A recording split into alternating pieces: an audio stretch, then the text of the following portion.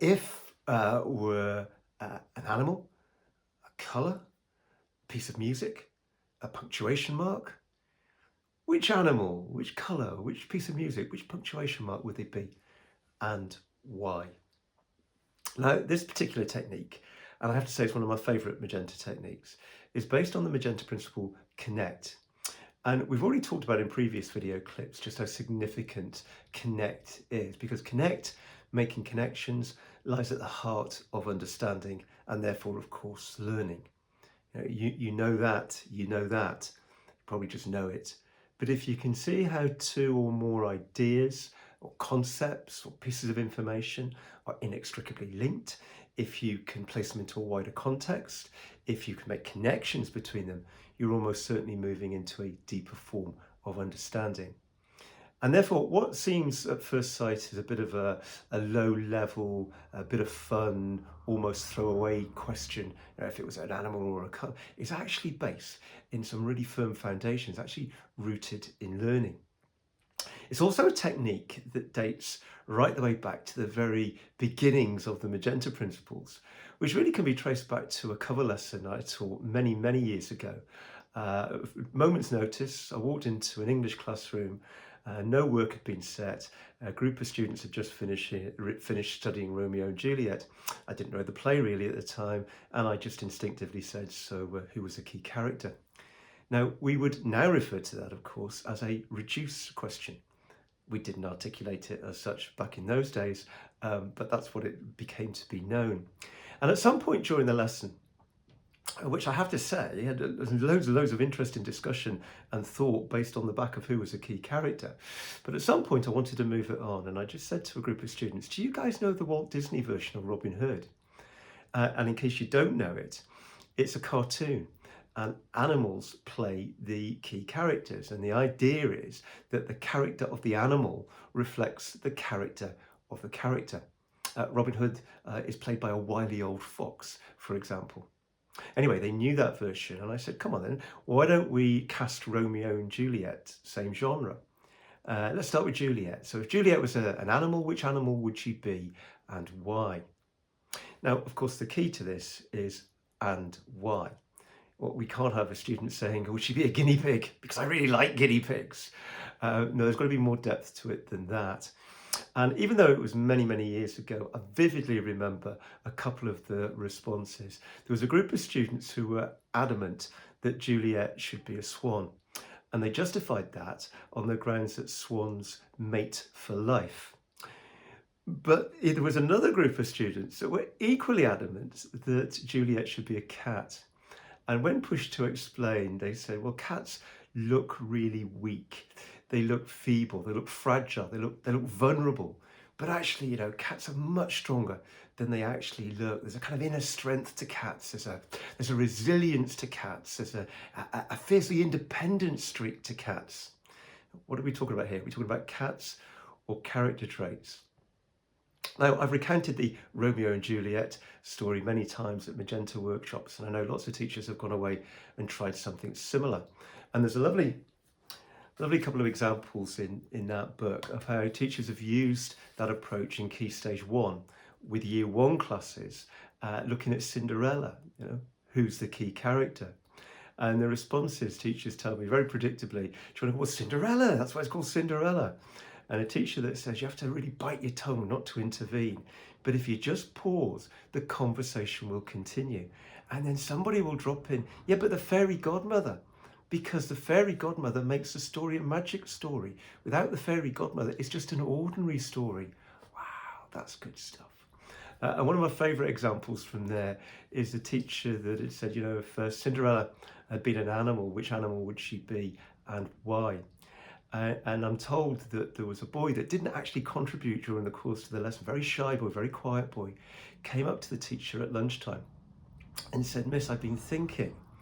Now that's worth pausing and contemplating for a moment, isn't it? A student comes up to you at lunchtime apropos of nothing and says, I've been thinking. Well, we'll take that as a win. And they went on to say Cinderella would be a badger. because during the day, people are horrible to badgers and they have to hide away, just like the ugly sisters were horrible to Cinderella. But at night, badgers can come out and play and be happy, just like Cinderella did.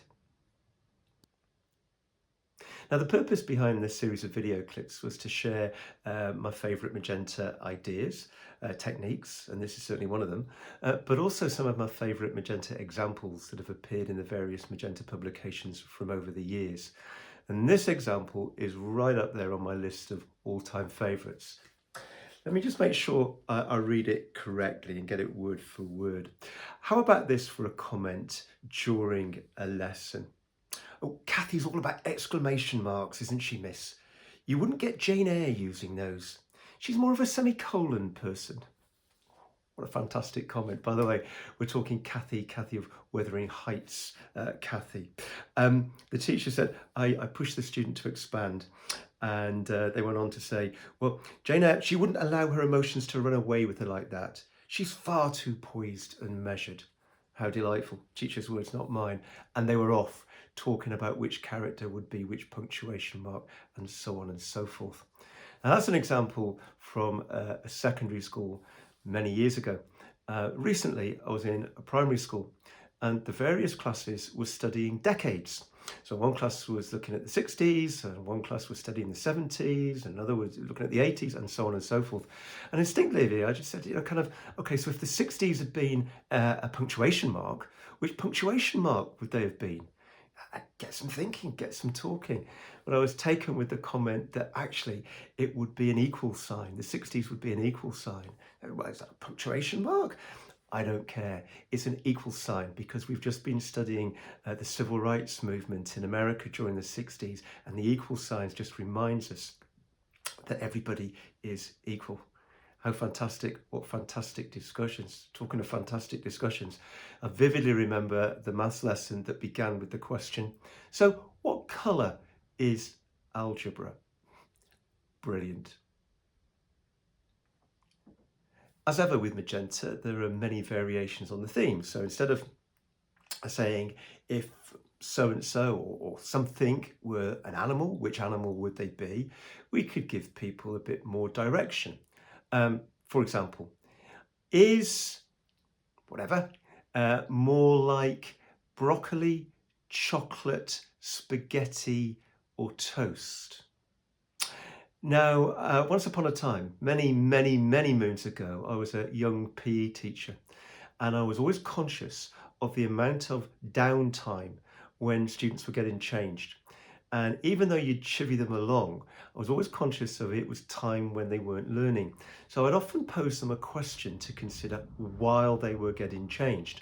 So which is more important, attack or defense, for example? Again, that would be an example of a reduced question.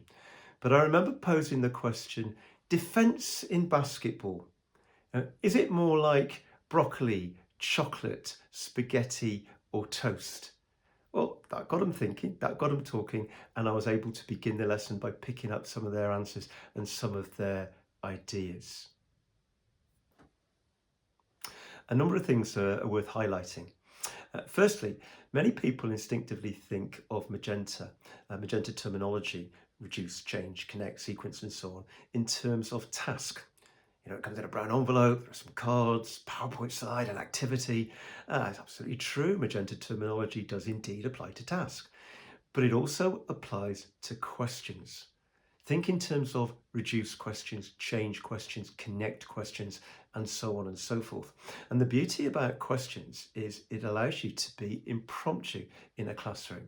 You've got an instant plan B, plan C, plan D up your sleeve. You haven't got time during a lesson to get a brown envelope, cut some cards up and create an activity, but you do have time to ask a question. Now, any teacher watching these video clips or watching this video clip in particular would have noted that I began by saying if were an animal or a colour and so on. And I suggested that was an example of a Magenta Principle connect. You might have raised an eyebrow and said, is it connect or is it actually change? We've taken Juliet and we've changed her into an animal. And the bottom line, of course, is, does it really matter? It illustrates quite nicely, actually. Don't get too hung up on Magenta terminology. Connect, change, it doesn't matter. What matters is, did it get them thinking? Did it get them talking? Does the activity, does the question give the teacher an insight into the way that they're thinking, an insight into what's going on in there?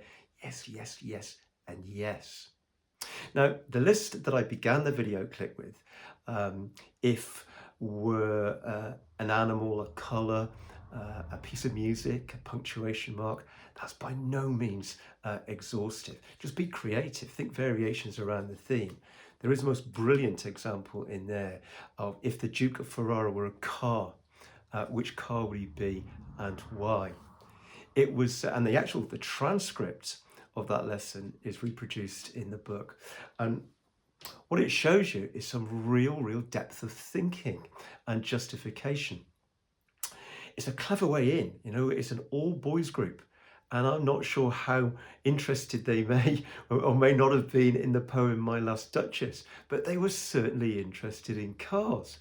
But clearly, if you look at the transcript, the lesson wasn't about cars, the lesson was about the poem. But it was a very clever way in, and it really got them engaged. Final point that's worth making, and I've made it before actually in this clip, but it's worth emphasizing. The key to this technique, of course, is and why. The key is because. It's the justification, it's explain your thinking, it's the reasoning behind your answer that we're interested in. We have said many times, the Magenta principles are not ready meals. The technique, all Magenta techniques, totally dependent on the way teachers interpret, implement, mediate, facilitate experiences.